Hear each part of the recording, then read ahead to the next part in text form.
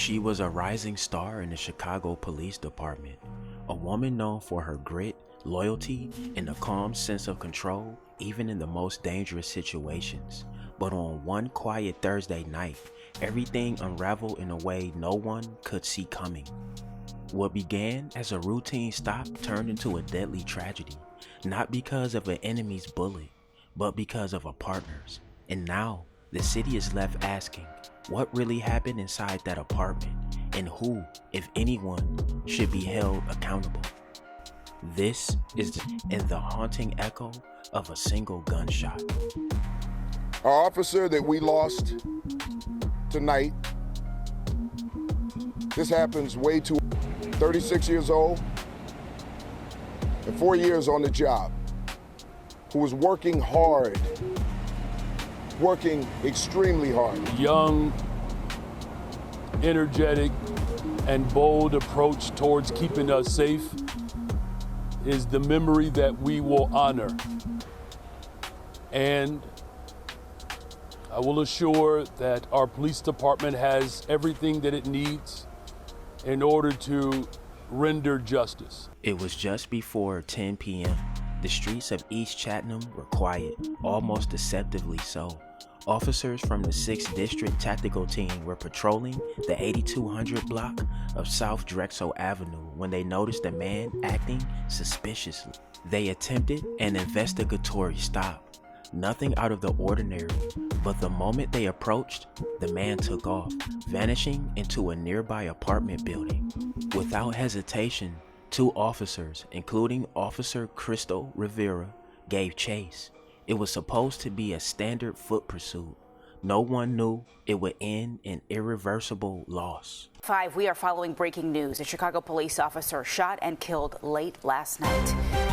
In the last hour, a procession escorted the officer's body to the medical examiner's office. We've now learned that officer was a 36-year-old mother and was a 4-year veteran of the force.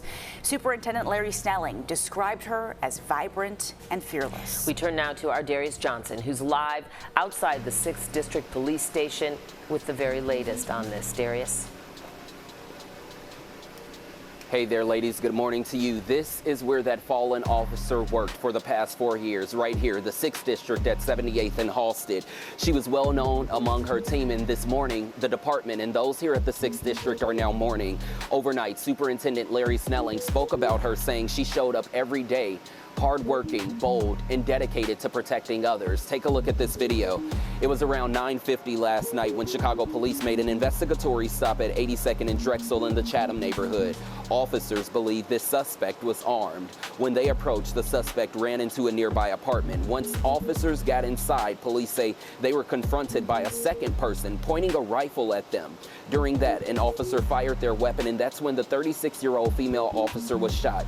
Fellow officers put her in a patrol car and rushed her to the hospital. But on the way, that vehicle caught fire due to a mechanical issue. She was then moved to another vehicle and taken to the University of Chicago Medical Center, where sadly she died. Outside the hospital just before 3 o'clock this morning, Mayor Brandon Johnson and Superintendent Larry Snelling spoke about her life and her sacrifice. She leaves behind a family, friends, and a young child.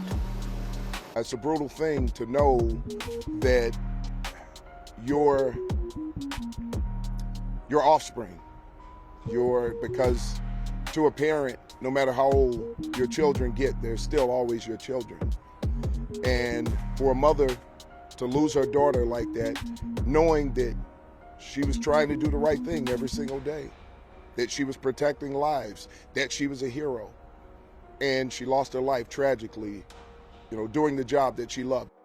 Chicago police say there are several people in custody this morning. One of those people believed to be the person who was inside the apartment with that rifle confronting officers. Detectives tell us they are still working to confirm exactly who fired that deadly shot that killed this female officer. 3 weapons were recovered at the scene, and in the meantime, Chicago police tell us they are still investigating this morning after this incident happened at 10 o'clock last night. One thing that they are still waiting on, they're still waiting to get a search warrant to get inside inside that apartment to be able to conduct and gather more evidence. Of course, this is a developing story. This is a breaking story. We're going to continue to be on this throughout the day as we continue to learn more about this female officer, as well as what exactly led to her final call. And ladies, I just have to say, this is another sad loss for the 6th District after they have lost an officer just in the last year.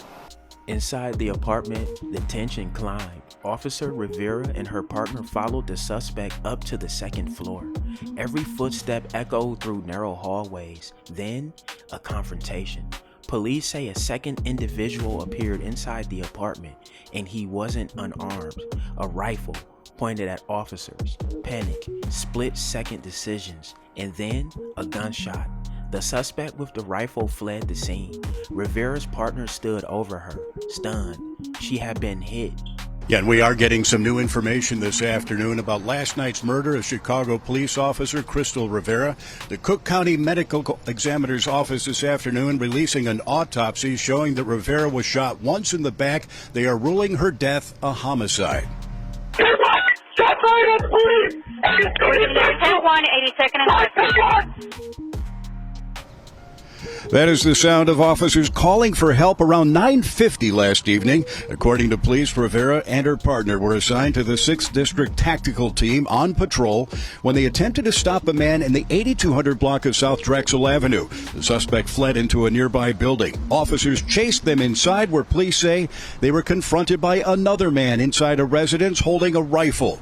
Now, during that encounter, Rivera's partner fired. Police are not saying whether any additional shots were fired.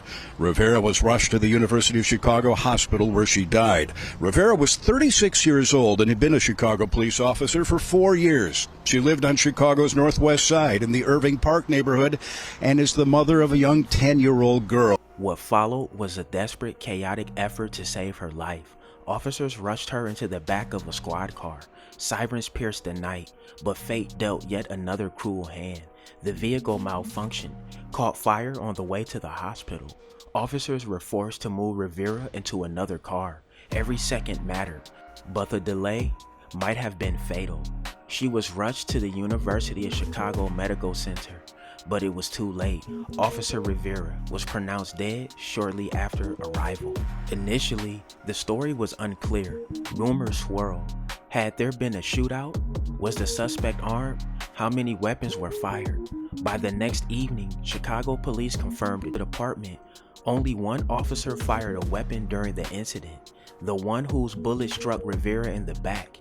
An autopsy confirmed it, and now that partner lives with a burden most will never understand. The Civilian Office of Police Accountability, COPA, launched a formal investigation. Body camera footage may provide answers, but questions linger. Why wasn't the situation de-escalated? Did the suspect truly raise the rifle? Was protocol followed or broken?